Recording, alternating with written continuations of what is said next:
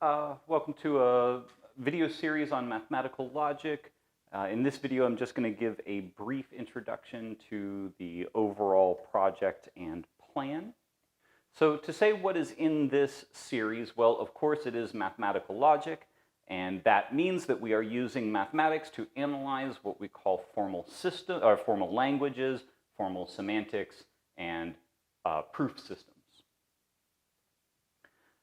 This will be presented as a mathematics topic, so there will be sort of definitions, theorems, proofs, a little bit of description, but it will be presented in the style of mathematics.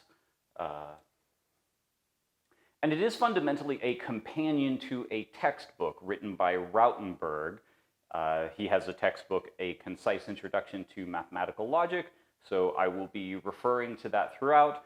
And you'll really probably get the most out of this if you have that in, right? So you're sort of reading that as well as watching these videos. So these videos are somewhat intended as a kind of second presentation of the same material, maybe given slightly differently to see it from another perspective or something like that. But this is really paired with the textbook.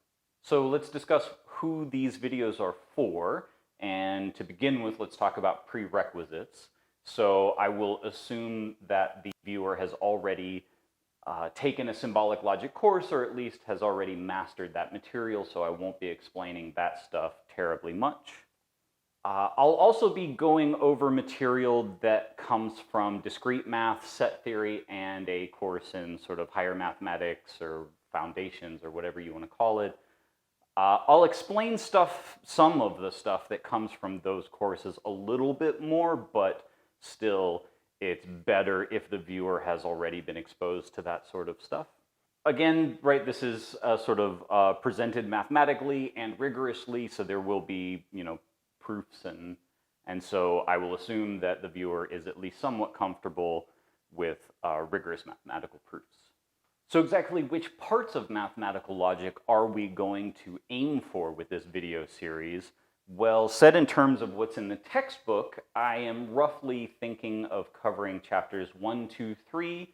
So that covers a lot of the very sort of like core standard mathematical logic stuff having to do with first order logic. And also 5 having to say a lot about Gödel's incompleteness theorem, among some other things. And also chapter 6, which at least touches on categoricity. And so those are sort of what's on my mind as I think about what I'd like to do here. So here on the slide, I've shown you a long list of, describing just some of the things that I'll want to talk about at some point.